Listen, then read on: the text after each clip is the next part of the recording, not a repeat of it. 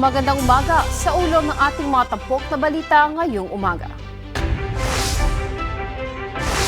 Ilang grupo ng mga jeepney operator at tsuper naglunsad ngayong araw ng tigil pasada. NLEX nagalok ng toll relief sa gitna ng pagsasaayos ng Marilao Bridge. At barangay na may aktibong kaso ng African Swine Fever, bumaba na sa 39 ayon sa Department of Agriculture.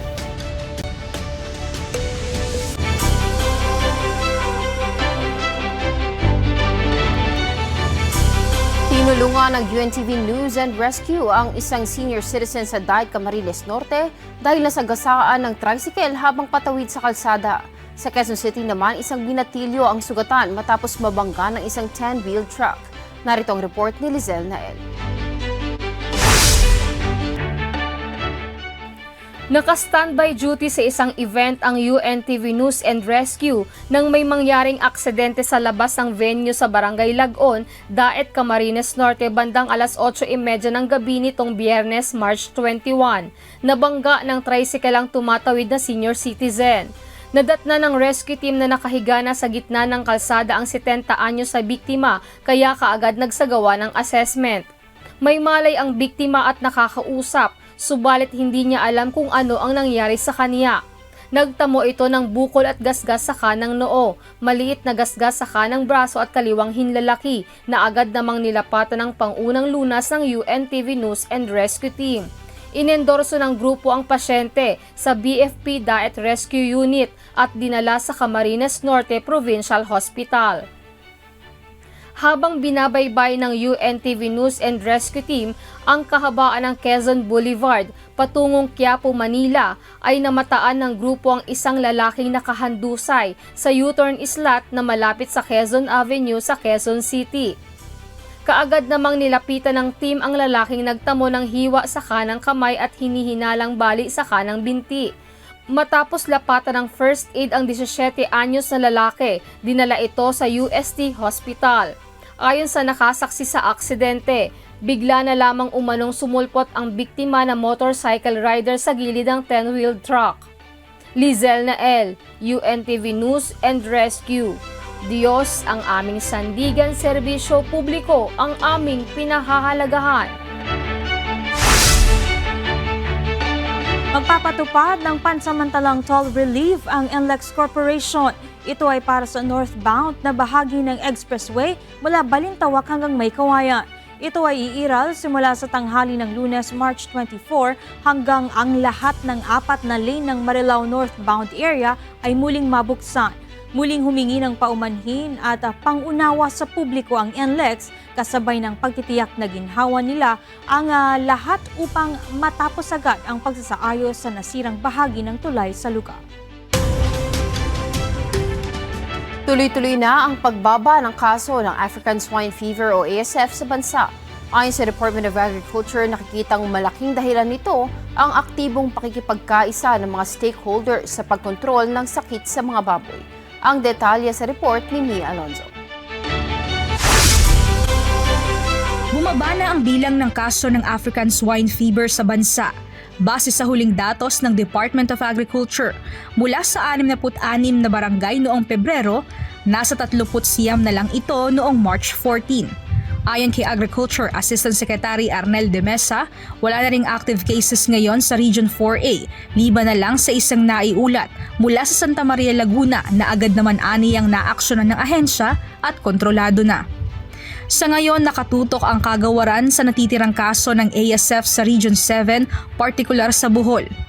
Of course, yung active participation natin, yung ng mga lahat ng stakeholders, pati yung improved biosecurity. And of course, yung pagkaroon na rin ng bakuna, though hindi pa ganun kadami. Pero nag-focus kasi doon tayo sa mga areas na nagkaroon ng matinding kaso ng ASF. Ang nakikitang pagbaba ng kaso ay patunay na epektibo ang mga ginagawang hakbang at ang bakuna base sa inisyal na report ng Bureau of Animal Industry. Sa kasalukuyan, 28,000 doses ng bakuna na ang na-administer mula sa 160,000 na doses. Very timing din na dapat yung bakuna magkaroon ng approval ngayong third o second quarter para pag dumating yung kinakatakutan nila palagi na third quarter store, marami na yung mababakunahan o magiging available na yung bakuna para maiwasan na yung bigla uli na pagsipa ng cases ng ASF which happen normally during third and fourth quarter. Ngayong Abril, target ng ahensya ang approval sa pag-commercialize ng bakuna kaya patuloy pa rin ang paghihintay sa magiging pagtugon ng Food and Drug Administration kung maisasakatuparan nito. Positibo rin ang hog raisers na makaka-recover ngayong taon ang industriya ng pagbababoy. Mia Alonso, UNTV News and Rescue. Diyos ang aming sandigan, serbisyo publiko ang aming pinahahalagahan. Inihayag ni House Deputy Majority Leader La Union 1st District Representative Paulo Ortega ang ilan pang kahina-hinalang pangalan ng recipients ng confidential funds ni Vice President Sara Duterte at ng Department of Education noong ito pa ang kalihim ng kagawaran. Sa pagsusuri ng Kongreso sa listahan, natuklasan ang mga recipient na may pangalang Amoy Liu, Fernan Amoy at Jog de Asib. Gaya ng mga naunang pangalan, wala ring birth or marriage o death record ang mga ito sa Philippine Statistics Authority o PSA. Ayon kay VP Duterte, hindi niya masagot ang issue sa confidential funds dahil hindi nito alam kung anong ginawa ng Kongreso sa ebidensya laban sa kanya. Hindi rin nito alam kung ang mga dokumentong ito ba ang isinumite ng Office of the Vice President. Masayang ibinahagi ni Senator Bongo sa isang Facebook post na nakalabas na ng ospital si dating Executive Secretary Salvador Bingbong Medialdea. Ito ay matapos ang ilang araw na pagkakakonfine sa ospital sa The Hague, Netherlands. Ayon sa Senador, matagumpay ang naging heart medical procedure kay Attorney Medialdea. Subalit kailangan muna nitong manatili sa The Hague ng 6 na linggo habang nagpapagaling at dahil hindi pinapayagan na bumiyahe. Nagpasalamat din sila sa lahat ng mga kababayan na nagdasal at patuloy na nagdarasal para sa kalusugan at agarang paggaling ng dating Executive Secretary. Samantala patuloy ang panawagan ni Senator Bongo sa publiko na ipanalangin ang kaligtasan, kalusugan at kalayaan naman ni dating Pangulong Rodrigo Duterte. Pinangunahan muli ni Pangulong Ferdinand Marcos Jr. ang kampanya ng mga pambato ng administrasyon sa 2025 midterm elections. Sa pagkakataong ito, 11 na lang mula sa 12 kandidato ang ipinanawagan niyang suportahan. Naritong report ni Nel Maribuho. Sumama muli sa kampanya ng ANSA para sa Bagong Pilipinas sa Cavite at Laguna, Pangulong Ferdinand Marcos Jr. Sa parehong rally, hindi nabanggit Pangulo sa kanyang talumpati ang ate na si Senator Amy Marcos na absent sa naturang sortie. Sa probinsya ng Lagna, 11 kandidato lang mula 12 ang ipinanawagan ng Pangulo na suportahan. Kaya po, magkaisa po tayo. Magkaisa po tayo sa ating alyansa. At huwag natin gawing alyansa lamang nitong 11 na tao, 11 na kandidato na tumatakbo bilang senador na kasama sa alyansa. Naganap ang talumpati ng Pangulo ilang araw matapos ang pagdinig ni Senator Amy sa naging pag-aresto ni dating Pangulong Rodrigo Duterte. Ayon naman sa senadora, walang problema sa kanya kung hindi siya nabanggit ng kanyang kapatid na si PBBM. Yung tungkol sa rally na hindi na ako binanggit, okay lang. Tiisan tayo, wala tayong magawa. Total, sinabi ko naman mulat sa poll, baka mauwi ito sa away-away ng dalawang panig. Ayoko maipit. Matagal na rin anya silang hindi nagkakausap na magkapatid. Matagal na rin yung tiis ko sa totoo lang. Nahihirapan ako, hindi ko nakakausap ang aking kapatid, kundi sa publiko. Sa isang hiwalay na panayam, sinabi naman ni Navotas Representative at Alyansa para sa Bagong Pilipinas Campaign Manager Toby Chanco na wala pang pinag-uusapan kung tatanggalin si Senator Amy sa slate ng administrasyon. Nel Maribuhok, UNTV News and Rescue, Diyos ang aming sandigan, serbisyo publiko ang aming pinahalagahan. Kinilala ni Pangulong Ferdinand Marcos Jr. ang mahalagang kontribusyon ng Philippine Army sa pagpapanatili ng kapayapaan. Sa talumpati ng Pangulo sa 128th founding anniversary ng Philippine Army, pinuri niya ang mga ito sa pangako sa national defense, constitutional integrity at public safety. May paalala naman ang Commander-in-Chief sa Army sa harap ng pagsubok. Sa panahon ngayon, hindi sapat ang tapang at husay ng isang sundalo. Kinakailangan na ang panindigan hindi natitinag sa harap ng pagsubok, ang prinsipyong hindi nababaluktot ng takot o pangamba, at ang pusong laging handa maglingkod ng tapat at walang hinihintay na kapalit. Pinagkakakitaan umano ng ilang individual, partikular sa Timor-Leste, ang kaso ni dating Congressman Arnolfo Arnie Teves Jr. Ayon kay Justice Secretary Crispin Remulla. Dagdag pa ni Secretary Remulla, immature pa ang justice system sa Timor-Leste. Narito ang report ni Dante Amento. Maghahain ng motion for consideration o apila ang Department of Justice sa Timor-Leste Court of Appeal. Kaugnay ito sa pagbaliwala sa hiling ng Pilipinas na i-extradite o pauwiin si dating Negros Oriental Congressman Arnolfo Arnie Teves Jr. We'll file a motion for reconsideration. It's very hard to predict an immature justice system at work. Very immature pa yung justice system ng Timor-Leste. Ayon kay Justice Secretary Crispin Remulla, hindi katanggap-tanggap ang desisyon ng korte, lalo na kasama sa naging basihan nito sa pagbaliktad ng naunang desisyon ay dahil sa may death penalty umano sa Pilipinas. Just the notion that we have a death penalty to implement in this country is really crazy. There's no basis for the decision. So it's obvious that some people are making money out of this. Maybe the lawyers or maybe more than the lawyers. Kabilang din sa naging basihan ng Timor-Leste Court sa kanilang desisyon ang pagbawi ng ilang testigo sa kanilang salaysay at sinabing napilitan lang umano silang pumirma sa affidavit na inihanda ng mga pulis at militar na nagsasangkot kay Teves sa krimen. Inaasahang kakausapin ng DOJ ngayong linggo ang biyuda ni Governor Ruel Digamo na si Mayor Janice Digamo kaugnay sa mga susunod nilang hakbang. Tiniyak ng DOJ sa mga biktima ng Pamplona Massacre na hindi sila tumitigil para mapauwi at harapin ni Teves ang mga kaso niya dito sa bansa. Dante Amento, UNTV, News and Rescue. Diyos ang aming sandigan, serbisyo publiko ang aming pinahahalagahan. Sa gitna ng kampanya ng pamahalaan laban sa mga iligal na dayuhang pugante, nahuli ng Bureau of Immigration ang isang grupo ng POGO workers na tangkang tumakas sa bansa. Ayon sa BI, ang mga nahuli ay nauugnay sa Lucky South 99, isang POGO company na ni-raid dahil sa umunoy iligal na mga aktibidad. Narito ang report ni Jed Neresina. Naaresto ng Bureau of Immigration ang 5 blacklisted Chinese nationals sa Zamboanga International Airport noong Sabado, March 22 sa isang operasyong pinangunahan ng BI Intelligence Division at Fugitive Search Unit. Kinilala ang mga naaresto bilang sina Ying Guanzhen, Yang Jinlong, Liu Xin, Shen Kan at Lu Honglin. Ayon sa BI, 2 sa mga naaresto ay wanted sa China habang lahat ay nauugnay sa Lucky South 99, isang POGO company sa Porac, Pampanga na ni-raid noong isang taon dahil sa umano'y iligal na mga aktibidad. Lumabas sa investigasyon na tinangka ng grupo na tumakas sa bansa gamit ang backdoor sa Tawi-Tawi papuntang Sabah, Malaysia sa tulong umano ng isang transporter upang makaiwas sa mga otoridad.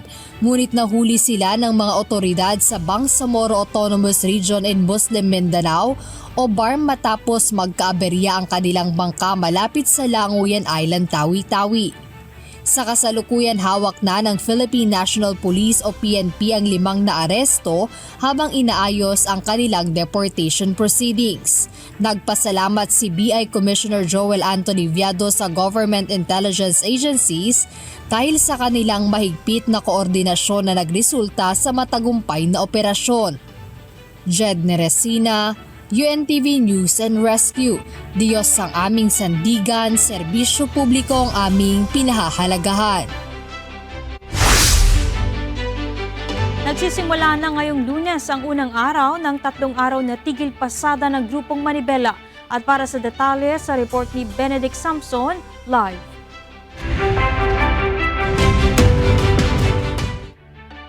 Benedict, good morning. Kamusta ang sitwasyon ng mga commuter dyan sa Quezon City? Good morning Kuya, good morning Celine at good morning sa ating mga kasambahay. Umpisa pa lang ng araw ngayong linggo ay pahirapan na nga para sa ilang mga commuter yung pagsakay papunta sa kanilang trabaho dahil nga dito sa isinasagawang tigil pasada. Nagsimula na kasi ngayong araw ang unang araw ng 3 araw na tigil pasada ng grupong Manibela. Ayon sa Manibela, ito ay upang ipahayag ang kanilang pagtutol sa consolidation at PUB phase out. Hindi naman kasama sa nagsagawa ng tigil pasada ngayong araw ang Pasang Mazda. Pero kahit may ilang jeep na pumasada kanina, pahirapan pa rin na makasakay ang ilang commuter dahil punuan na. Maging ang mga bus ay punuan na rin dahil ang ilan nga sa mga commuter ay nagpipilit ng makasakay para makarating sa kanilang trabaho. Kaugnay naman ito ay may ilang lokal na pamahalaan, paaralan at universidad ang nagkansela ng pasok ngayong araw. Bilang paghahanda na rin sa maapektuhang commuter, ay may libreng sakay naman na inihandog ang ilang lokal na pamahalaan at mga ahensya ng pamahalaan. Silin, ayon nga sa grupong Manibela ay mayroon silang mahigit 20 lokasyon kung saan nga sila magsasagawa ng tigil pasada ngayong araw.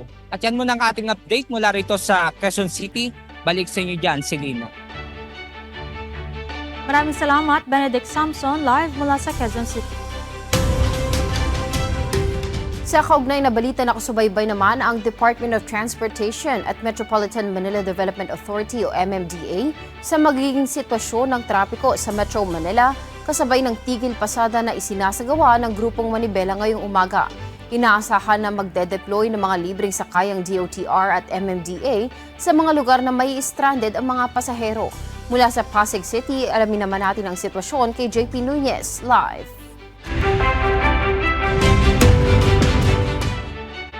JP, good morning. Kamusta na ba ang monitoring dyan ng DOTR at ng MMDA? Kat, sa ngayon ongoing na nandun sa 21st floor nitong new MMDA building si Secretary Dizon at si Metropolitan Manila Development Authority Chairman Attorney Don Artes at merong isinasagawang press conference nga kaugnay nung gagawin nilang monitoring o pagbabantay dito sa tigil pasada. Ngayong umaga nga personal na magmo-monitor si Department of Transportation Secretary Vince Dizon sa magiging sitwasyon ng traffic sa Metro Manila. Babantayan niya yung magiging epekto ng tigil pasada ng transport group na Manibela. Dito siya magmo-monitor sa command center ng MMDA sa Pasig City kung saan makikita ang live feed ng mga kamera na nakakabit sa mga kalsada sa Metro Manila.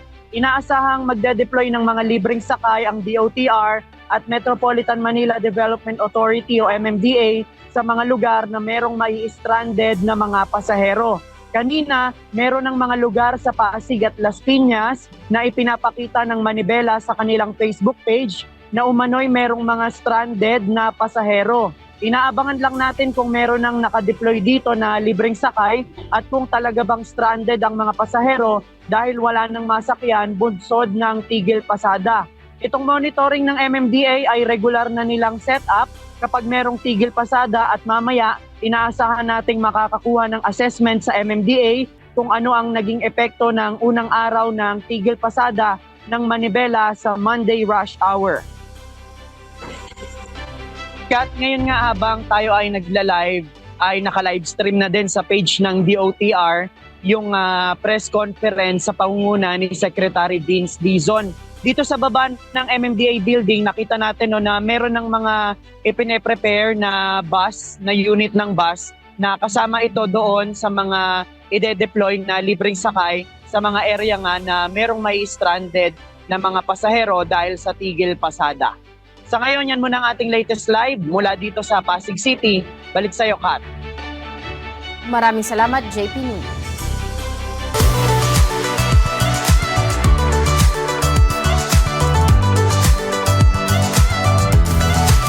Samantala, narito ang lagay ng trapiko ngayong araw ng Lunes.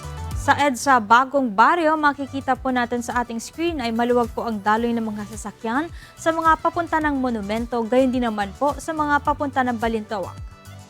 Sa North Luzon Expressway o NLEX, makikita po natin na maluwag ang daloy ng mga sasakyan dito po sa area ng Balintawak, sa area po ng NLEX Harbor Link at dito rin po sa may Mapulang Lupa, Valenzuela. Sa Bocaue o sa may Kawayan, maluwag din po ang daloy ng mga sasakyan, kaya hindi naman po sa Bocaue at may kaunti lang pong build-up dito sa may Marilao, ngunit moving pa rin naman po ang mga sasakyan. At yan ang ating traffic update ngayong umaga.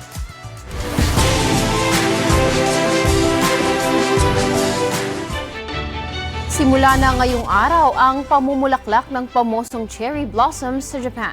Ayon sa isang weather forecasting company, una itong masasaksihan sa Hiroshima at Kochi sa kanlurang Japan.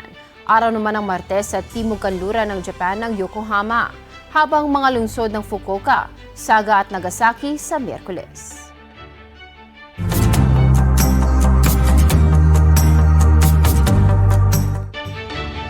Dinaluhan ng iba't ibang barangay volunteer at pribadong kumpanya ang isinagawang Fire and Rescue Olympics sa Morong Rizal. Ang aktibidad ay bilang tugon na din sa Fire Prevention Month. Narito ang report ni Jolitz Matangan.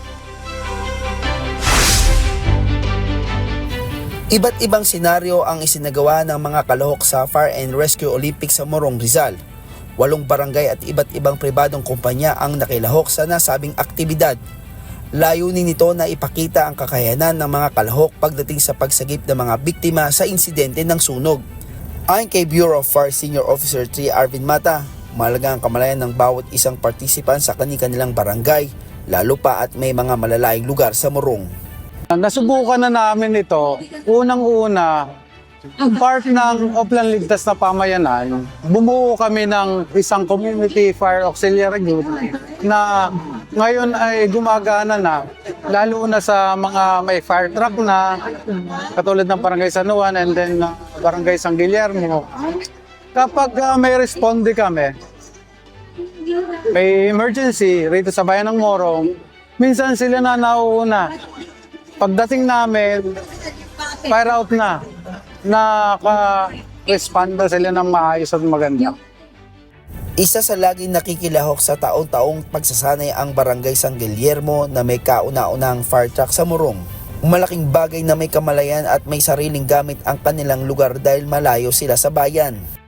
Pag meron pong mga dumarating na ganyan sa kuna kagaya ng sunog, pag tumawag po kami dito sa bayan ng Morong, pumalayo yung aming lugar. Bago po sila makarating, medyo talagang mahirap ng patay ng apoy. Ayon naman kay Morong Municipal Disaster Risk Reduction Management Head Officer Jerome Mateo, malaking kahalagahan na mabigyan kaalaman at ma-involve maging mga private sector. Malaki yung ginagawa nating pagsasanay, hindi lamang pagsasanay para sa paghahanda sa pagresponde sa mga sunog. Ito rin ay paghahanda rin para mas mapataas pa natin ang kaalaman ng mamamayan ng bayan ng Morong patungkol din sa paghahanda sa sunog at maging sa emergency response. Malaga ang mga gawain na ito kung saan ay sinisikap ng local government units sa pangunguna ng Morong Fire Station na pataasin ang kapabilidad ng ating mga community, lalong higit ang mga organisasyon. Pinamalas ng bawat kalahok ang iba't ibang pamamaraan ng pagsagip at maging paggamit ng fire equipment upang umapula ng apoy. Ang Fire and Rescue Olympics ay isang mahalagang gampanin na naglalayo mapabuti ang kasanayan at kausayan ng mga bombero at emergency responders sa pagtugon sa mga sunog at iba pang emergency situation. Diyos ang aming sandigan, serbisyo publiko ang aming pinahahalagaan.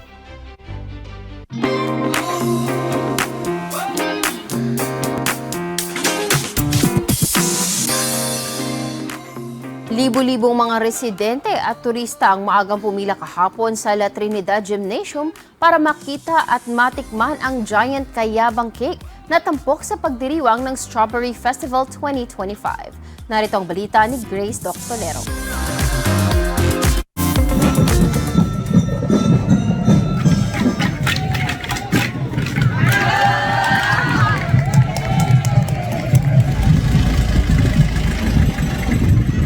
Isa sa ipinagmamalaki ng La Trinidad Benguet ang matatamis at namumulang strawberries at taon-taon tuwing sumasapit ang buwan ng Marso, itinatampok ito sa pagdiriwang ng Strawberry Festival. At bilang bahagi ng taunang selebrasyon, gumagawa sila ng giant shortcake bilang highlight ng Strawberry Festival. Ngayong 2025, tema ng ginawa nilang giant cake ang kayabang. Ito ang local handmade basket na tradisyonal na ginagamit ng mga babaeng Ibaloy bilang mga tagadala ng mga produktong sakahan. Ito ay sumasagisag din sa masaganang produksyon ng La Trinidad ng mga highland vegetables. We are supposed to have a twin strawberry shortcake for this 2025 Strawberry Festival, but due to time, kulang ang at saka we want more harvest of snow white strawberry. So siguro next year ipusto natin yung twin giant strawberry cake. But for now we are slicing kayabang cake, which total is 16,000 slice and 1,000 po ang libre. Ang strawberry-flavored cake na hugis kayabang ay nabuo sa pakikipagtulungan sa pribadong bread baker sa lugar. Mga kasangbahay, ang dimension ng kayabang cake o giant kayabang cake ay nasa 10 feet ang taas nito, habang ang bunganga naman ng cake ay nasa 7 feet at ang base nito ay nasa 2 feet. Kaya naman sa ngayon ay kinagigiliwan ngayon ng mga turista at ng mga residente para mag-selfie o magpa-picture. Mayroon itong kabuang 16,000 slices, 1,000 nito ang ipamimigay bilang complimentary. Masarap po siya, lalo na yung icing niya.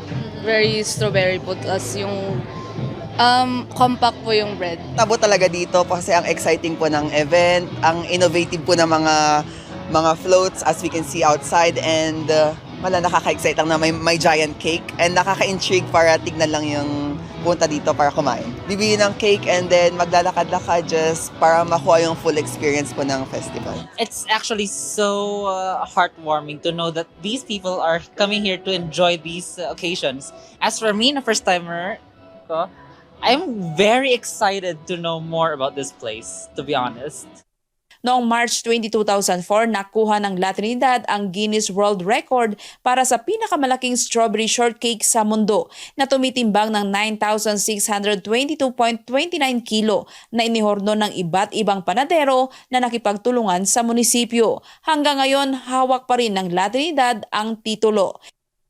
Samantala, ang pagiging Valley of Colors ng La Trinidad Benguet ipinamalas. Sa Strawberry Festival suot ang mga tradisyonal na Cordilleran attire. Nagpasikat din ang drum and lyre bands. Agaw pansin ang mga parada ng mga naggagandahang float na karamihan ay gawa sa mga bulaklak at indigenous materials. May dinisenyuhan ng strawberry na simbolo ng La Trinidad bilang strawberry capital ng bansa. Grace Doctolero, UNTV News and Rescue. Diyos ang aming sandigan, serbisyo publiko ang aming pinahahalagahan.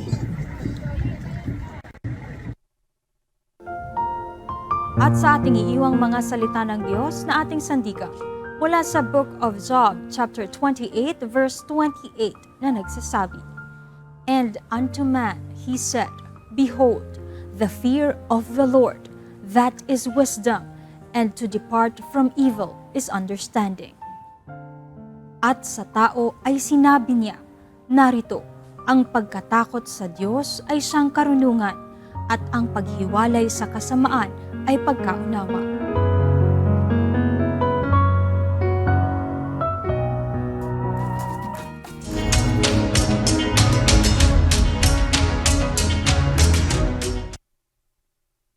Oil price update po muna para sa mga motorista. Not so good news po dahil pagkatapos ng ilang linggong rollback, muli na namang tataas ang presyo ng mga produktong petrolyo ngayong linggo.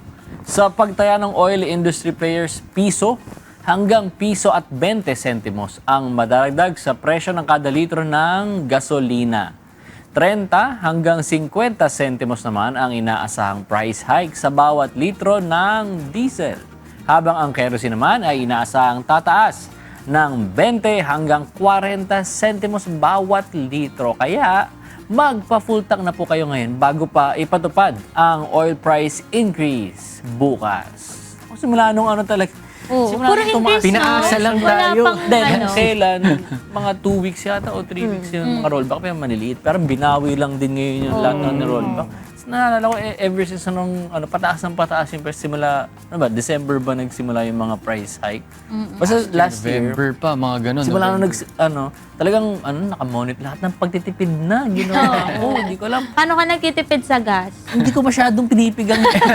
Minsan tinutulak ko na lang. Mayroon ba yun? Pagka hindi ka masyadong pinapress ng accelerator. May effect. Oo, meron. Pati sa mga sasakyan, may Oo. tinuro sa akin dati yung tito ko, para hindi daw masyadong, magastos sa gas, dapat hanggang number 2 ka lang. Doon sa, ano ba tawag doon? Speedometer? Oo, Speedometer? Hindi, di ba?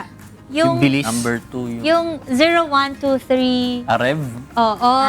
So kapag kapag ka mag-accelerator ka, Ganun konti-konti lang. tiga, Dahan-dahan pag lang. lalampas na sa oops, ka lang, baga lang, para matipid daw. Pwede rin, oo. Kasi iba kasi mga bumubomba yung tawag. Kasi di ba magastos sa gas yun? Oo, talagang Kaya nga yun, ako nga, lately nga, parang lahat na ng pagtitipid ginagawa ko, parang ang lamya-lamya ako ng mga gasolina. Samantala, Ayos dati yan. nagagano ka pa, bro. Oo, pag talaga, binibigay talaga niya yung... Kung anong tipid na yung ginagawa ko, talaga minomonitor ko na bawat full tank ko. Tinitignan ko gaano baka yung nagamit ko. Kasi nga, mahal. yung niro-rollback, binabawi nga lang din. Ako na problema dun sa mga gasolina ang gamit. Pero sa mga yun naman, sa diesel naman at kerosene, Hindi man gamit. alala ko last week yata, diesel yata, rollback din naman eh. So yung diesel ngayon, medyo mas malaki na yung agwat sa gasolina. Kaya good news sa mga gasolina, kahit papano. Tsaka yung yung mga motorcycle taxi na, di ba, ewan ko, na-try nyo na yung mga ganun. Ang bilis nilang mag-update kapag may mga rollback na ganitong makita mo agad. Nag-a-adjust din sila, mga nararamdaman papiso. Pero papiso-piso, pa 2 pesos. Pero still, ganun sila kabilis mag-update. So parang sa mga rollback, hindi talaga good news kapag may mga ganitong Kaya at least sana, ilang inaasahan natin, magkaroon ng mga, kumaga rollback din, mga price. Mahal ng gas yun, tapos babiyahe ka pa, pabulakan daw. Saka mahirap mag-advise ngayon na maglakad muna or mag-bike kasi sobrang init. So, muna tayo? Mag-jeep na lang tayo. Kaso, transport strike nga pala ngayon. Hanggang bukas ba? Until Wednesday. Hanggang Wednesday.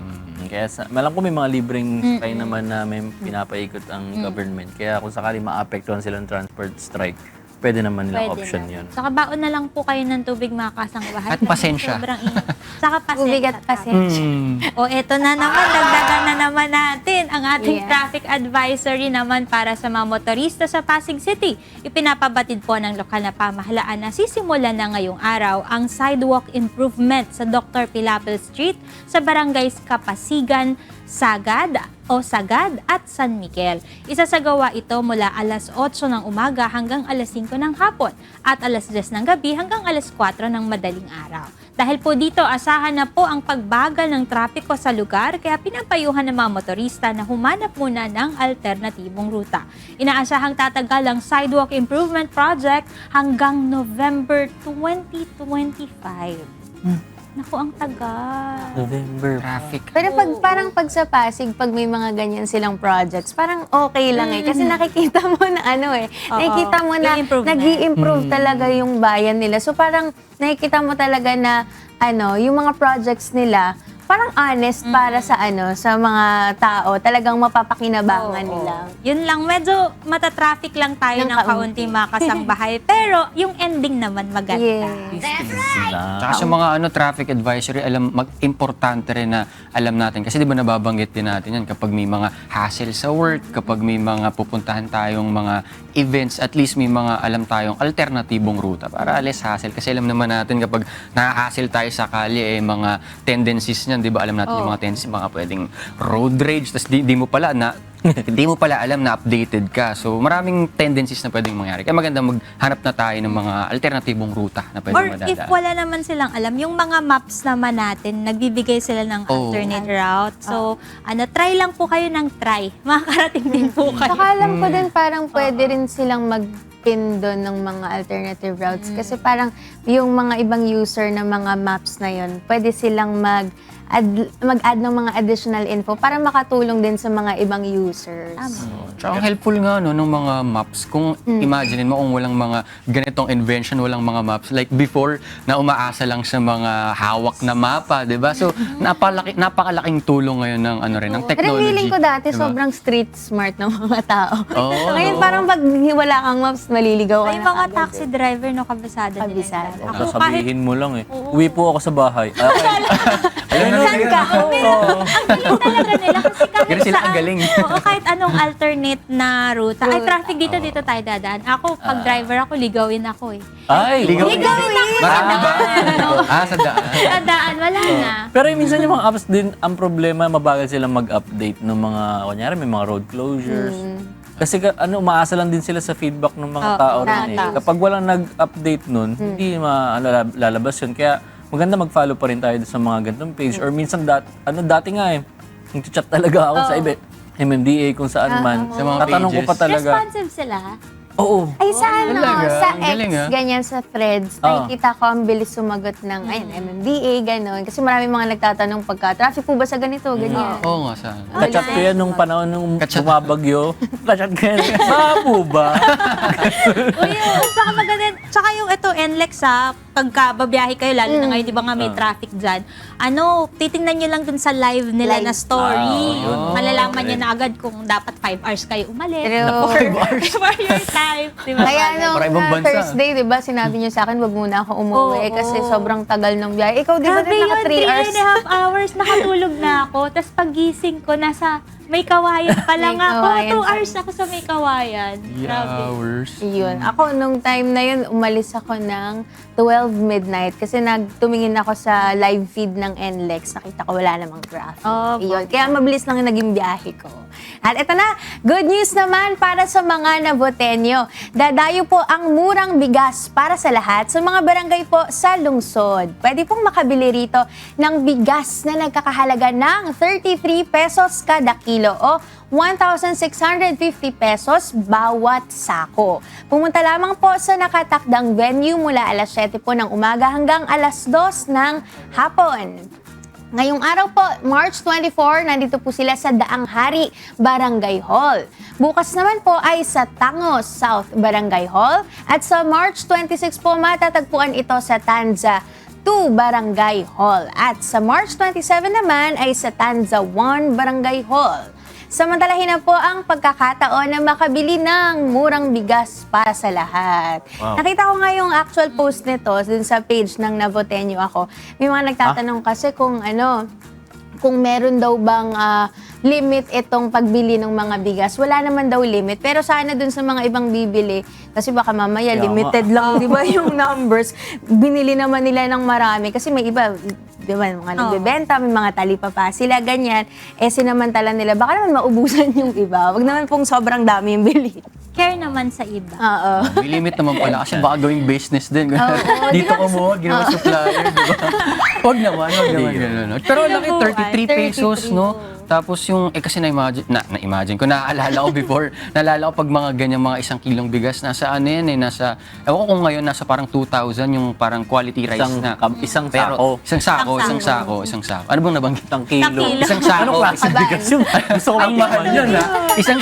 Isang sako na umabot ng 2,000. Pero ito nasa 1,600, tama ba? 1,650. Malaking tulong, di ba? Pero nakatikim na ba kayo ng ganitong bigas? Masarap ba? Yung 33 pesos? 33. Ano natin kay kuya mo eh. Kasi parang ilang buwan tayo din. Pero may yun nga lang, minsan may mga ibang quality, may mga lasa rin eh. Sana maganda yung quality kahit mura lang. Dito sana daw yung maalsa daw para di daw panisin. Sabi Meron ba yun? Sabi ng Maalsa? mga nag-comment dun sa page sana daw.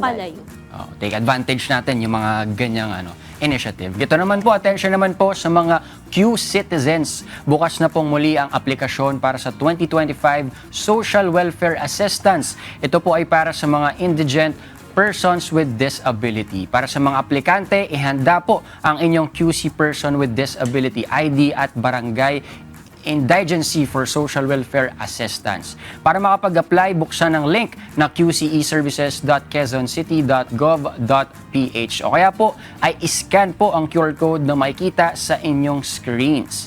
Pagkatapos ay pumili ng schedule ng inyong interview. Kapag po nakatanggap ng confirmation sa inyong interview appointment, mangyaring dumalo po sa itinakdang schedule. Mahalagang paalala po, ang application ay online lamang po sa pamamagitan ng QC e-Services. Para sa mga katanungan, maaaring makipag-ugnayan sa PDAW QC official Facebook page o kaya naman tumawag sa numerong 8988-4242 local 8123 or 7809. Maganda to, no, for mga Q citizens, mga may persons with disability, mga indigent. Take advantage natin yung mga ganito kasi hindi rin, kumbaga, masyadong nabobroadcast yung mga ganito, no, unless naka-follow po tayo sa mga pages ng ating mga LGUs, lalo na mga taga Quezon City. Maganda pong i-take advantage natin ito. Kung alam natin na pasok tayo sa mga, kumbaga, yung nire-require po ng mga, kaya nga, nabanggit natin kanina, yung mga indigent natin with disability. So, maganda po, napuntahan natin to. Saka wala nang discrimination, no? Kahit may disability ka, no, pwede ka pa rin matanggap sa trabaho. Try lang tayo ng try, mga kasangbahay. Baka ito na pala yung trabaho na inaasahan natin. Kasi usually may yung mga PWD IDs na marami silang benefits na hindi rin nila alam pala na meron sila. Kasi ang alam lang natin yung di ba, yung ID nga na discount na yun. Pero may napanood kasi ako na kunyari meron kang disability nga na may sakit ka, tapos yung mga maintenance medicine mo, pwede kang makakuha pa ng mga tax refund for maintenance medications. Kaya maganda nalalaman natin yung mga rights natin sa mga, lalo na sa mga with disability. Uy, totoo yan na na-share ko lang. Alam nyo ba na yung mga PWDs pala, libre sila sa PhilHealth. Hindi nila kailangan magbayad ng monthly. Nalaman ko lang dahil sa social media na panood ko, ang dami palang PWD na hindi nila alam na libre pala sila sa Kailangan lang nila magpa-register as PWD sa PhilHealth. Tapos wala na po kayong babayaran buwan. Now you know. Ang galing. Yun, dapat talaga aware tayo sa mga ganyan. Tapos i-share din natin para alam din ng iba nating mga kakilala. At ito po, mga kasangbahay, bilang pakikiisa po sa pagdiriwang ng Rabies Awareness Month, iniimbitahan po ang mga Q-Citizen Fur Parents na makisaya sa Carefree Tomas Morato Sunday sa March 30, 2025 from 5 a.m. to 10 a.m. po. Kabilang po sa mga aktibidad dito ay fun run. Uy, kasama rin dito ang pet race, Zumba, street chalk art, and free veterinary services at pet education program. Particular na po sa rabies awareness. Para po sa mga gustong mag-avail ng libreng pet services, ipakita lamang po ang inyong QC ID at dapat din po ang inyong alaga ay active, healthy at walang sakit. Kabilang din po sa free veterinary services ang anti-rabies vaccination, microchipping, at consultation. Para po sa iba pang detalye, i-check lamang po ang official Facebook page ng Quezon City na QC Gov. Wow. Ito palang Carefree Tomas Morato Sunday event nila. Parang nag-start siya last month. Tapos tuwing merong events every month, iba-iba naman siya. Pero maraming activities na medyo similar katulad ng Zumba, tapos fun run. Pero ito, specifically, ngayong month, dahil Rabies Awareness Month, ito yung kanilang mga projects ngayon, yung program nila all about sa educational programs para sa mga pet nga natin. So magandang opportunity to para makabanding natin ang ibang mga fur parents. Plus yun nga, yung awareness din sa rabies, katulad nung nakaraan na pag-usapan natin to sa usapang pangkalusugan, di ba? Kasama si Doc Nympha. So talagang maganda dahil alam natin ngayon maraming magkakaroon ng cases din ng mga rabies kasi nga, sabi nga ni Doc, yung mga alaga natin ay medyo irritable sila. So baka matrigger sila nung nung virus na yun. So mahalaga, aware tayo sa mga dapat nating gawin. Tsaka libre. Kasi naalala ko sa namin, sa Las Piñas, sa barangay namin, may mga ganyan din talagang mga free na anti-rabies, for deworming, libre. Tapos lumalapit pa sa amin, like sa loob ng village namin, tapos nagte-travel pa sila sa mga iba't ibang barangays. Kaya pag ganun, natin, i-take advantage. Kasi libre. Kaya nga pag may mga ganong announcements sa, namin sa barangay namin, talagang, minsan nalalaman na lang namin ng morning, tapos kami parang, kahit anong gagawin namin, kinakancel muna namin kasi gusto namin matapos kasi libre, di ba? Tapos lumalapit na sa inyo. Tsaka alam natin yung importance ng anti-rabies vaccination, tsaka yung deworming, di ba? Importante para sa mga pets natin. Being a responsible pet owner. Tsaka ito naman, yung mga ganitong klaseng pagbabakuna, di ba sabi nga ni Doc Nympha na kapag nabakunahan kahit 70% lang ng mga aso dun sa isang lugar, talagang may eradicate yung rabies cases. Na hindi naman pala kailangan 100%, kahit 70%, no? Malaki na yung maitutulong. No? Kaya makiisa tayo sa mga ganitong mga programa. That's right! Yan po ang ating advisories for today. Mga kasambay, magbalik tanaw naman tayo sa ating kasaysayan. Taong 1882 nang madiskubre ng tinaguriang founder of modern bacteriology na si Robert Koch ang bacterium na sanhi ng sakit na tuberculosis. Sa pagkakatuklas ng bagay na ito ay nakagawa ng paraan upang malunasan ang TB. Balikan natin ang kasaysayang ito sa ating Today in History.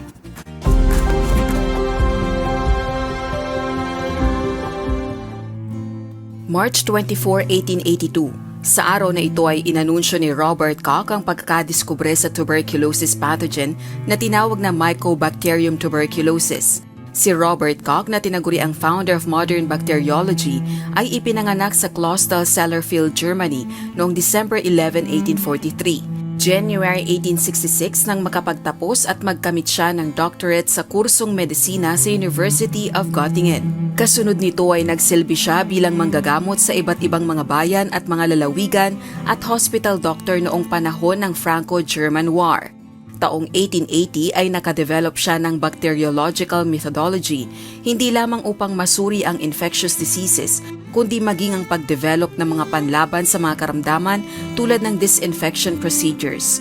Makalipas ang 2 taon ay natuklasan niya ang sanhi ng tuberculosis at ipinaalam ito sa isang lecture sa Berlin Institute of Physiology. Ang balita sa pagkakadiskubre sa Mycobacterium tuberculosis ay kumalat sa iba't ibang bahagi ng mundo at naging dahilan sa pagiging popular ni Robert Koch. Kaugnay sa napakahalagang discovery ay ginawaran siya ng Nobel Prize in Physiology or Medicine noong 1905.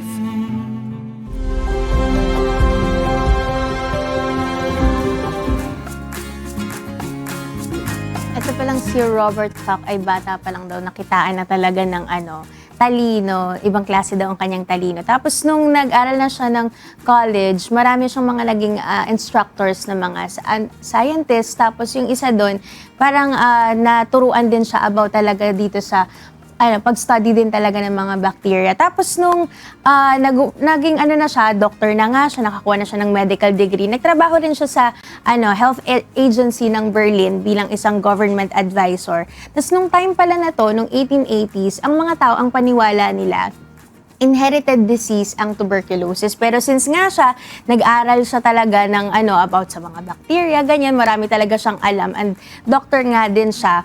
Ang paniwala talaga niya, hindi siya inherited disease, kundi galing siya sa isang bacteria. Tapos yun na, nagkaroon nga siya ng mga researches at nakita na dun sa mga findings niya, na-discover, na galing nga itong tuberculosis sa isang slow-growing bacteria. Tapos pinublish niya yun as yung discovery niya sa The Etiology of Tuberculosis, kung di ako nagkakamali, noong March 1882. At siya nga rin yung nakadiscover nung effect ng anthrax sa mga tao at saka sa mga hayop. Siya dito niya unang na-discover talaga na yung mga symptoms daw ng mga diseases, hindi galing sa kung ano pa man, kundi galing talaga sa mga bacteria. Kaya nung na-discover niya yon, yung mga tao, na-realize nila, even yung ibang mga scientist, meron talagang causes yung mga sakit na nakukuha natin mula sa iba't ibang bagay. So, I think yun yung isa sa mga pinakamagandang discovery ni Koch kasi, makikita natin na hindi lang natin nakikita, pero totoo nangyayari siya sa mga tao. Meron nga siyang effect. Germ theory yung tawag nila. Kasi before, bukod nga sa misconception na namamana daw yung sakit o meron silang sinasabi, pinaniniwalaan before na miasma theory naman, na kapag ka kunyari, may naamoy na mabaho, ganun. Anything na mabaho, kunyari, or anything na hindi maganda yung amoy, feeling nila doon ang gagaling yung sakit. Or kung ano mang sakit. Kumbaga, masamang hangin. Di ba naririnig din natin dito yan? Uy, baka maano ka, mahipang. Di ba may mga ganun pa rin na parang napasa pa rin hanggang ngayon, naririnig pa rin natin. Pero before, yun nga yung pinaniwala. Kasi wala naman tayong means para makita yung bacteria before. Na wala naman tayong means para makita yung virus lumilipad-lipad sa air. Virus. Ito yung virus, di ba? So, ito, napakalaking breakthrough talaga yung nagawa niya na napatunayan niya na ito yung salarin, kumbaga. Ito yung dahilan kung bakit nagkakaroon ka ng sakit, hindi dahil nakaamoy ka ng mabaho. Tsaka para mas specify din kung ano yung nag-cause nun, ano yung sakit mo. Kasi mamaya, before kasi, basta nakaamoy ka ng sumapakiramdam mo, wala silang tawag sa sakit, hindi nila alam paano iti-treat kasi hindi nga nila din alam kung ano specifically yung sakit mo. Basta nagkasakit ka lang dahil nakaamoy ka ng mabaho, ganun. Diba, ang hirap i-treat din kapag hula-hula. Lalo sa panahon natin, kasi dati naamoy mo, amoy dahon, amoy pine tree. Sa panahon nila, marami pang puno. Dito parang Iba-ibang baho yung pwede. Mabaho na. Para totoo pa rin naman. Kapag kami mga baho talaga, amoy talaga, parang masama talaga. Masamang amoy. Pero nga before, ang isa sa mga challenges din kasi talaga na para paniwalain yung tao na something na hindi naman nila typically nakikita. Na paano mo sabihin sa mga tao na hindi pa nakita ng bacteria, nagkasakit ka dahil sa may bacteria. Ano yan, hindi mo lang nakikita pero nandyan yan. Para ang hirap nung ginawa niya. Kaya sobrang laking effort ng ginawa niya para mapatunayan yung theory nga niya na isa doon yung ginawa niya, yung pagkukulture nga ng mga bacteria. Tulad ng mga typical na natin nakikita ngayon, di ba, nasa Petri dish. Isa siya sa mga contributors ng kung sino yung nag-conceptualize ng Petri dish. Na ito yung mga trabaho ng mga medtechs natin. Parang isa siya sa mga pioneers ng medical technology. Ang tawag nga sa kanya, the father of modern bacteriology. Kasi nga, yung pag-photograph din, microphotography, isa rin yun sa mga niya na parang in-improve niya. Pati yung pinalinaw niya yung, kasi before may mga nagagamit naman siyang mga magnifying equipment para makita yung mga bacteria, pero gumawa siya ng ways para mas malinaw nga yung resolution, para makita mo talaga yung bacteria kasi napakaliit talaga eh. Naalala ko ng bata kami, meron kaming laruan na parang scientist kit, ganun. Wow. Yung mga Kaya pala may science, ha? Kaya pala may science, Ano yung mga nakita mo? Bata pa lang. Alikabok. Hindi siya, siguro di ako marunong gumamit nun before, di ko naiintindihan. Kasi alikabok lang yung nakita namin, pag mas maliit pa doon, ang hirap nang i-adjust ng mga lente. Pero yun nga, itimplayin mo pa kasi yung malabo pag masyadong maliit na, tapos may kailangan well-lit.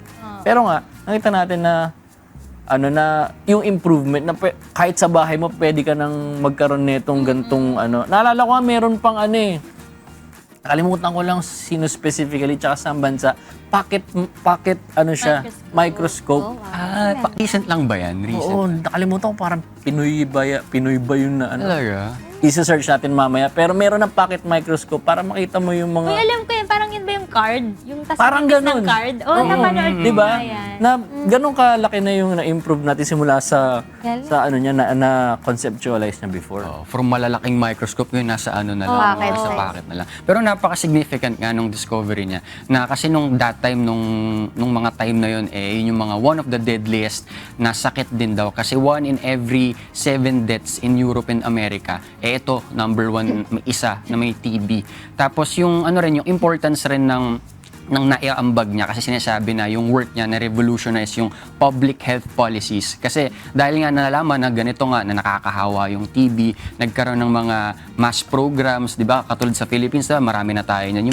Pero dahil sa kanya, nag-start yung mga tinatawag na mass TB screening programs na up until now, di ba, meron. Tapos yung creation ng sinasabi na TB sanatoriums wherein ina-isolate yung mga taong may TB na kailangan nasa sunlight sila and dapat fresh air. So, marami siyang nabago dahil sa work niya, maraming nabago sa mga public health policies wherein nag-improve dahil sa discovery niya. And nag-lead din to sa mga influences na ewan ko nabanggit ni Celine kanina na nag-lead siya sa mga iba't iba ring mga vaccinations na dahil sa kanya may mga na-inspire din na scientists. So napakalaki ng naiambag niya sa medicine. And nanalo pa siya Nobel Peace Prize, di ba? Galing.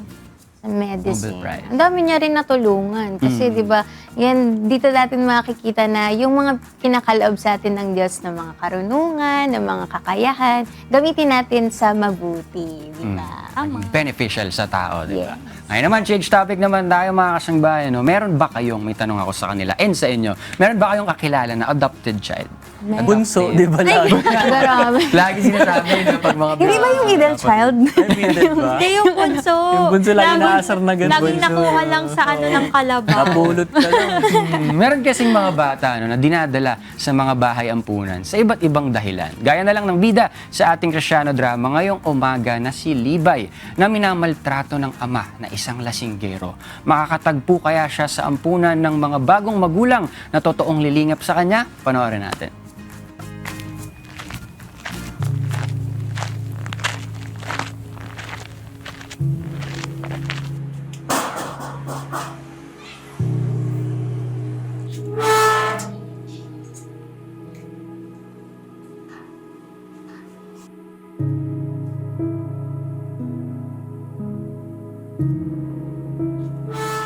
Kayo po ba si Mrs. Manto? Tuloy po kayo.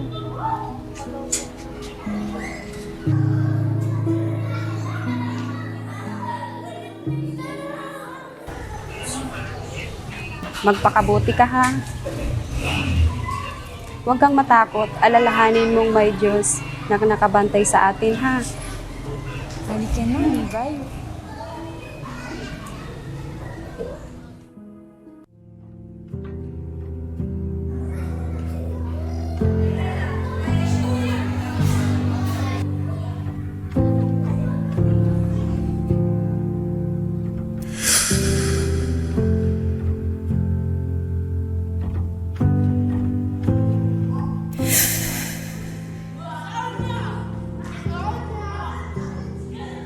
Mga bata, ang pamilyang Divio ay paparating na dito. Maghanda na kayo at huwag kalimutang maging magalang. Opo. Okay.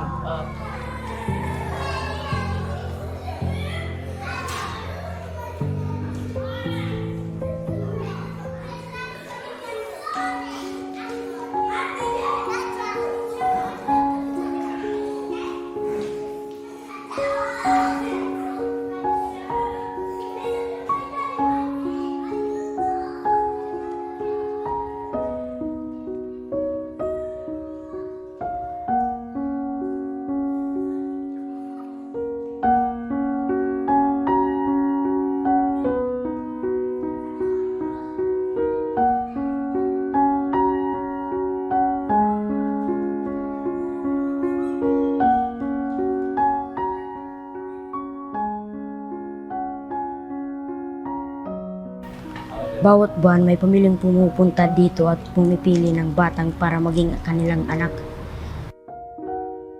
Oo nga, hindi pa ako pinipili. Pero kung luluobin ng Diyos, may pipili din sa akin. Ay, sorry, nakalimutan ko. Ako nga pala si Justin at ikaw? Si Levi. Brothers na tayo ah.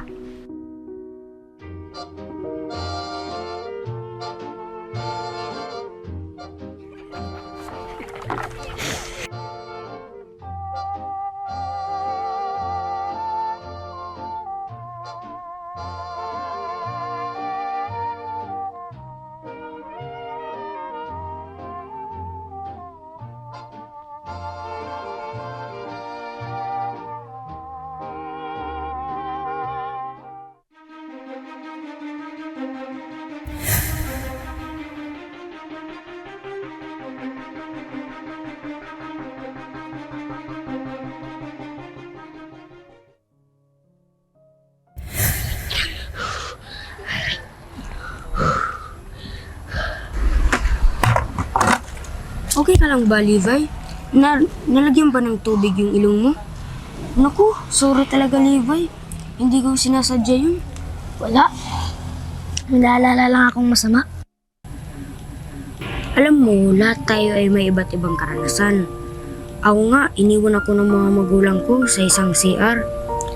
May mga panahon, kahit ang mga kabataan ay napapagod at nanlulupaypay.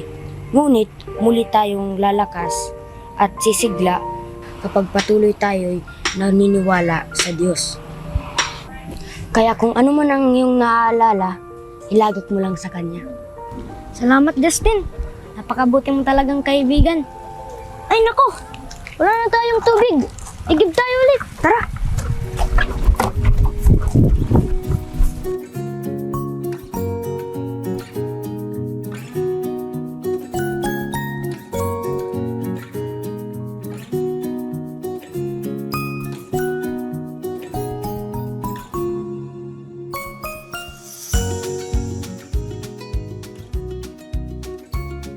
Bakit hindi pa tayo pinipili? May masama ba sa mukha natin? Meron ba? Wala naman. Kaya bakit? Maghintay lang tayo. Kagaya pa nga ng sinabi ni Sis. Sa bawat bagay ay may kapanahunan at panahon sa bawat panukala sa silong ng langit.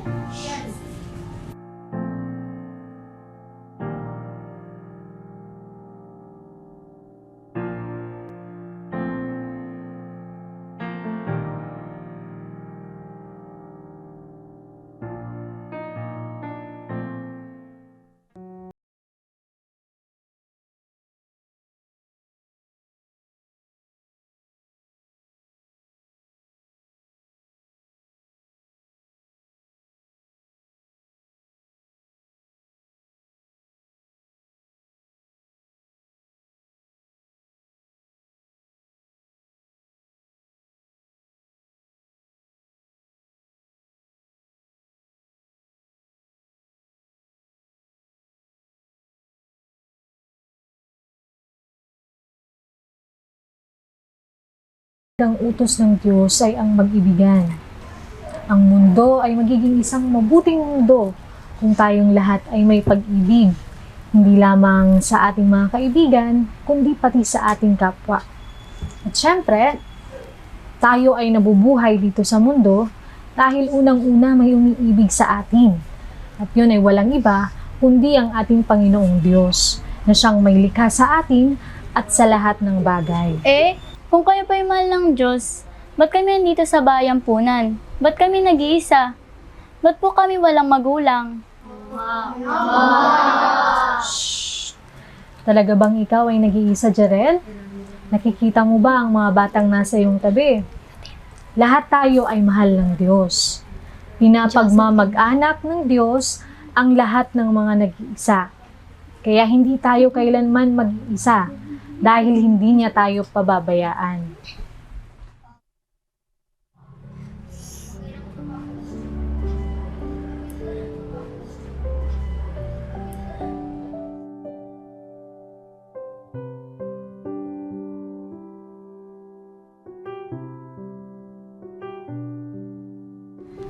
Hello.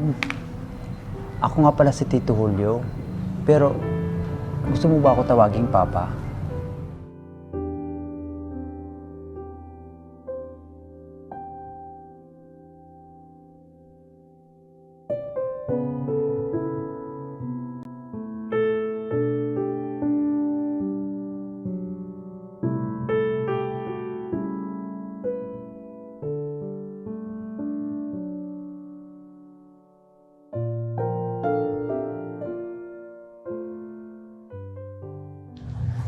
Anak, pinili ka namin. Kaya ngayon, ikaw nang anak namin. Kaya wag mo nang isipin ang iyong mga nakaraan. Kasi, nandito naman kami ni mama mo para suportahan ka sa lahat ng iyong mga lakad. Kaya wag kang mag-alala. Dahil may Diyos na gagabay sa ating mga buhay.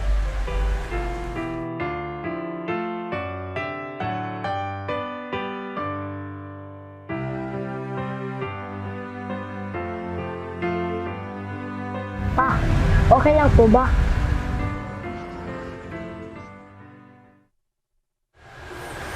Masaya ako na masaya ka na. Patawarin mo ako sa mga nagawa ko sa'yo dati.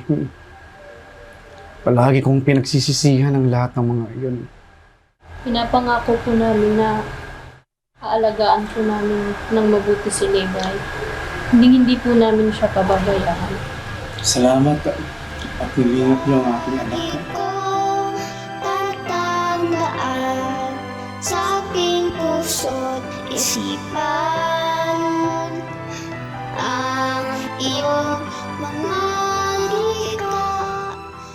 Pinapagmamag-anak ng Diyos ang mga nag-iisa.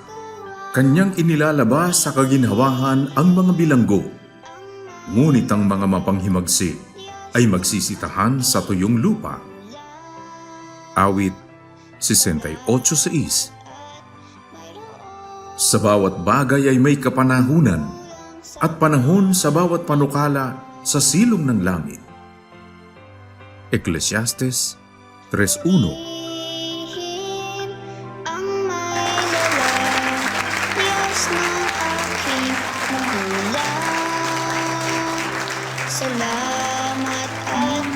Galing, no? Akong nakuha kong perspective dito is looking at things or finding positive things in difficult situations. Kasi kapag meron kang ganong mentality, parang you don't feel na masyado kang malulungkot, di ba? Kapag lagi mong hinahanap yung positive sa isang bagay. Kasi yung mga difficult situations, yung mga tough situations na sinasabi natin, hindi natin siya maiiwasan kasi it's part of life, and ang gagawin lang natin is kung paano tayo magko-cope at kung paano natin hahanapan ng positive things. Kasi dito sa Kristiyano drama nakita natin na may mga question yung mga bata, yung mga adopted na bakit nangyari sa amin to, bakit wala kaming parents, bakit ganito yung experience natin. Pero kasi di ba tinuturuan tayo na huwag natin questionin yung mga nangyayari sa atin kasi marami rin tayong hindi alam and tsaka knowing di ba na God knows everything, na alam niya yung ibibigay niya sa atin. Kaya huwag lang tayong mag-question na dapat alam natin lahat ng mga sagot sa buhay, di ba? Maging lang tayo kasi sinasabi rin, naalala ko yung isang quote na kapag meron kang Diyos sa buhay, you'll never feel alone, na parang ma-feel mo sa sarili mo na ikaw lang lagi mag-isa sa mga problema mo, di ba? Kaya maganda na mas stronger yung faith natin every day, di ba, with God. Kaya pag ganun may strong faith tayo, we feel less sad, di ba? We feel less sadness, and yun, look at the positive things lang. Kasi ang daming pwede mong hanapin na ganong mga bagay sa mga tough situations, di ba? Saka lagi nating isipin na, tama si Ian lagi, hindi tayo mag-isa kapag meron tayong Diyos. Kasi bibigyan niya tayo ng mga magulang sa Panginoon, bibigyan niya tayo ng mga kapatid sa Panginoon na magpaparamdam sa atin na marami tayong pwedeng makasama, makatulong sa mga pinagdadaanan natin sa buhay. Saka good reminder sa atin to na talagang pagpapakita ng pag-ibig na mula sa Diyos yung pag-adopt, diba? Sobrang laking yun parang step no na ginawa mo, mag-adopt ka, di mo naman sariling anak pero ituturing mo siya na tunay mong anak na parang galing talaga sa'yo. Pero syempre, pagpasalamat natin sa Diyos kasi nakatagpo tayo ng mga anak at nakatagpo rin tayo ng mga magulang sa buhay. Kaya ipagpasalamat natin ang bawat araw. At ngayon, kumustahin naman natin ang isinasagawang weekly medical mission ngayong araw sa Doña Orani, Bataan. Naroon po si Sis Camille Malang. Good morning, Sis Camille. Yes, good morning Kuya and good morning rin sa iyo, Sis Ira. Narito pa rin po tayo sa ating MCGI Clinic sa Doña Orani, Bataan, kung saan ongoing pa rin po yung ating pagbibigay ng mga libreng medical services para po sa ating mga kababayan. At dahil hanggang 9 a.m. po or alas 9 ng umaga, open po yung ating registration.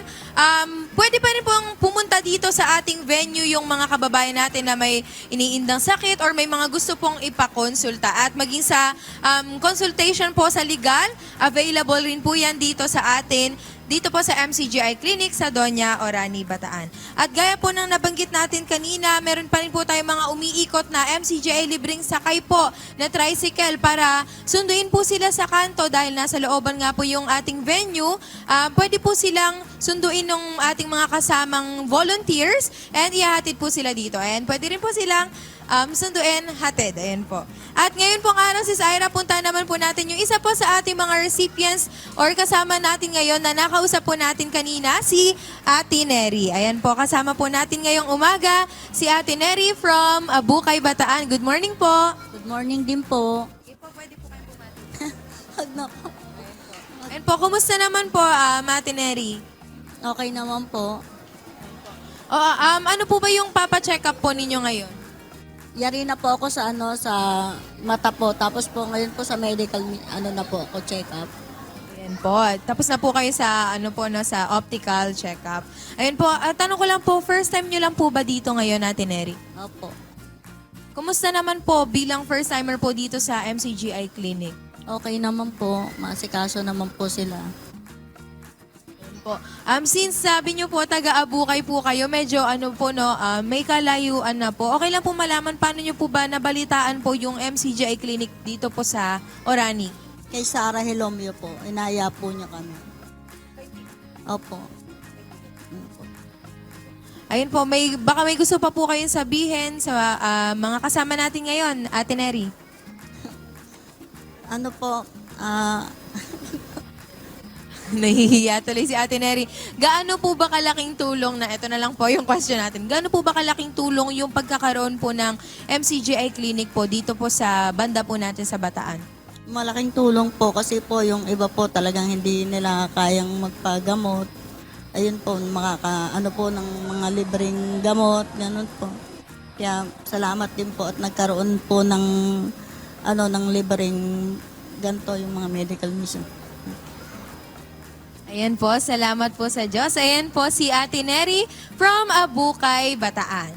And Sis Ira, as of 7:30 a.m. naman po, meron na po tayong total of 120 na registered patients, kung saan sa medical adult po meron na po tayong 31, sa pediatric consultation ay 19, sa dental services meron po tayong 29, kung saan meron po tayong 14 sa dental extraction and 15 naman po sa ating dentures. And sa optical po meron po tayong 41.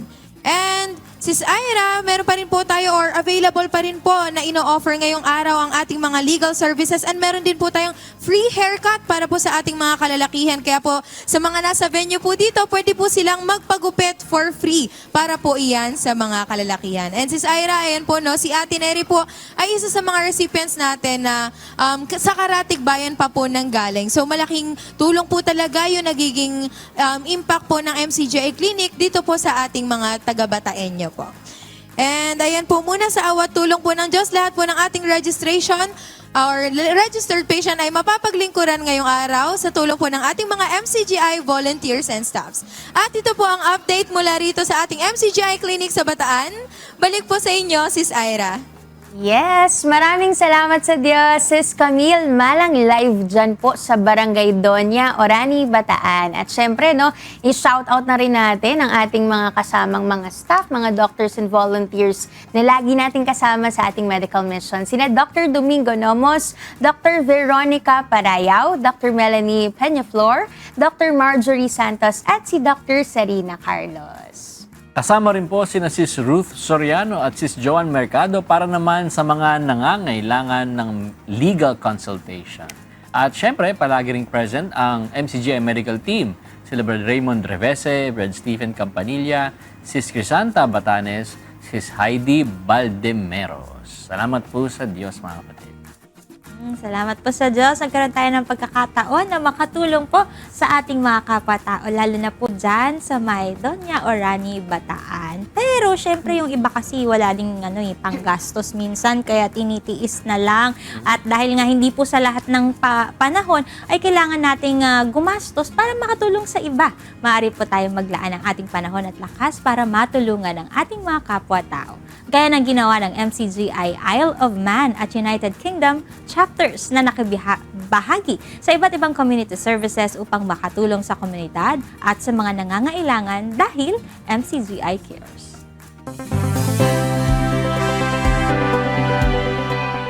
Itong grupong ito, ang MCGI, mahusay ang ginawa nila. Dahil hindi pa tayo nakakita ng ganon na tumulong sa ibang taong na hindi man lang nila kakilala. At ito'y sa Diyos. Ito'y isang milagro. Ang Diyos ang naglagay niyan sa inyong puso at ang Diyos na yon ay dapat papurihan.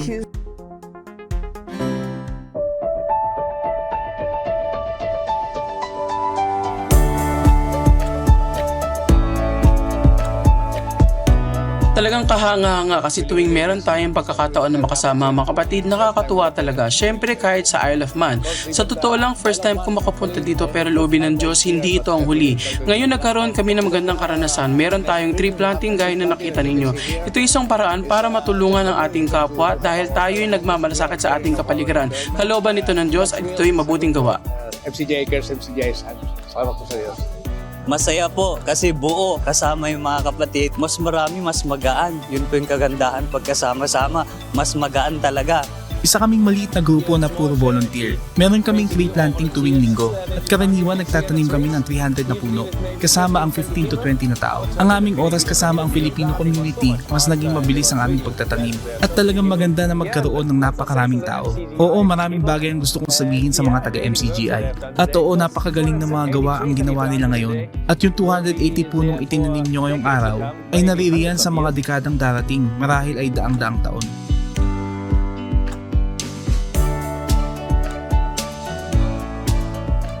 Kami ay isang grupong itinatag para suportahan ng mga batang nahiwalay, yung mga batang pumunta ng UK na di kasama ang kanilang pamilya. Karamihan ng mga batang sinusuporta ng ating packing project kung saan tumutulong kayo ngayon ay 14 hanggang 17 taong gulang. Gaya na nakikita ninyo, dang-dang pakete ang nagawa ngayong araw at magagawa lang namin yun kung katulong ang mga volunteers.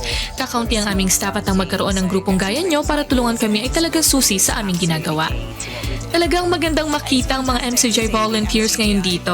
Meron talagang pakiramdam ng isang komunidad sa mga miyembro at ang tunay na pakiramdam na makagawa ng isang bagay na praktikal para ipahayag ang pananampalataya na isang magandang bagay.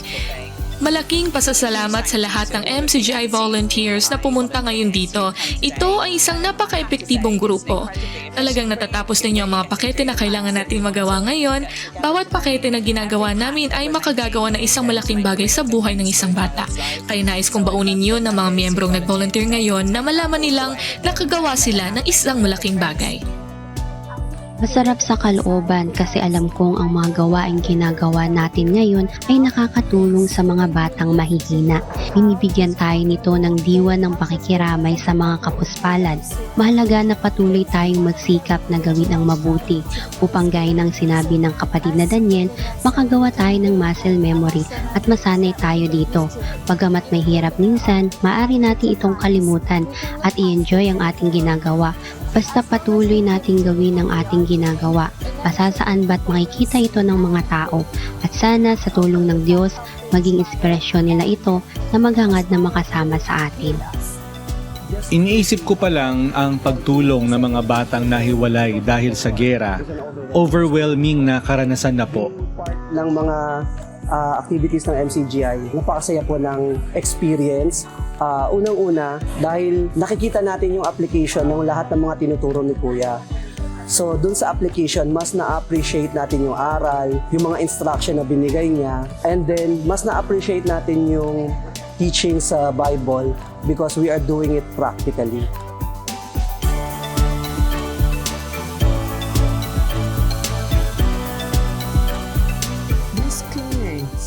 Matagal na namin siyang kliyente.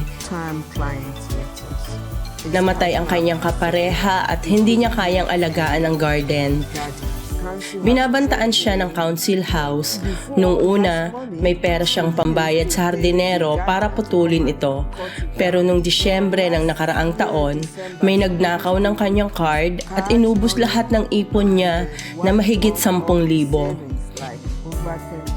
Inubos nila lahat kaya wala na siyang pera. Walang hardinerong nagbo-volunteer na gawin ito. Kung magbabayad kami ng gagawa ng trabaho, una, hindi nila kakayanin ito ng isang araw. Pangalawa, libo-libo ang gagastusin. Itong grupong ito, ang MCGI, mahusay ang ginawa nila. Ito ay higit pa sa mahusay dahil hindi pa tayo nakakita ng ganon na tumulong sa ibang taong na hindi man lang nila kakilala. Dahil sa lipunang ito, ang gusto lang nilang tulungan ay yung kakilala nila. Pero malaking bagay ang ginawa ninyo at ito'y sa Diyos. Tulad ng sinabi ng babae, ito'y isang milagro. Ang Diyos ang naglagay niyan sa inyong puso at ang Diyos na yon ay dapat papurihan. Maraming salamat, kapatid na Daniel. Ang Diyos na tumulong sa iyong magkaroon nitong grupo na gumawa para sa lipunan. Sa mundong ito, alam nating meron tayong kasama na ipinadala ng Diyos para suportahan ang mga tao.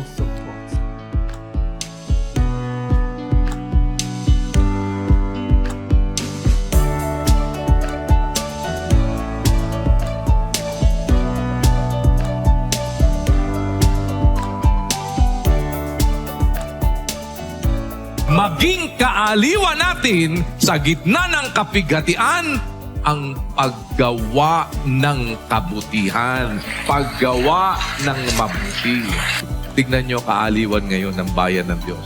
Tignan nyo ang kaaliwan ng MCGI. Ang kaaliwan ng MCGI, gumawa ng mabuti.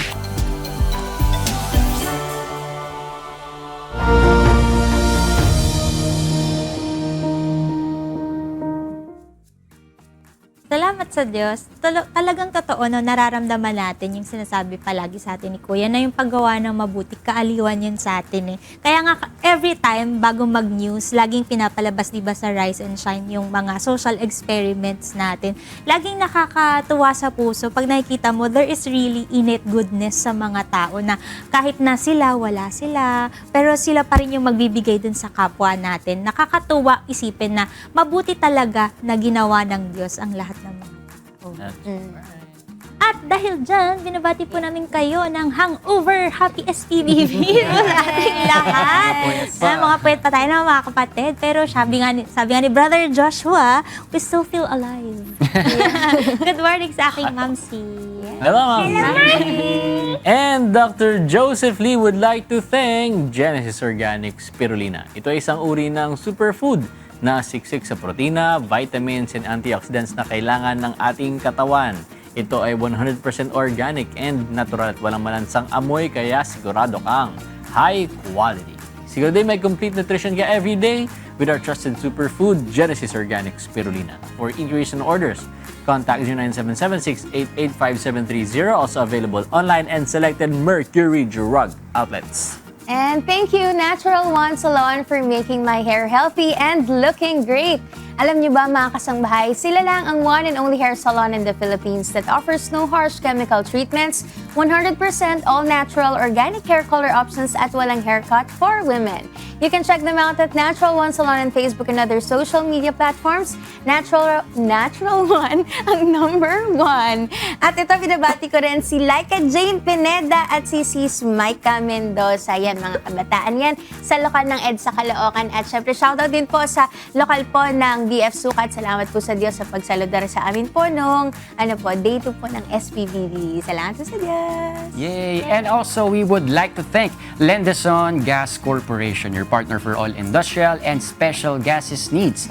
Their other products include regulators, welding cutting outfit, centralized supply and manifold system, and pipeline installation. For inquiries, please contact them at 8824-0867 and 8824-9360.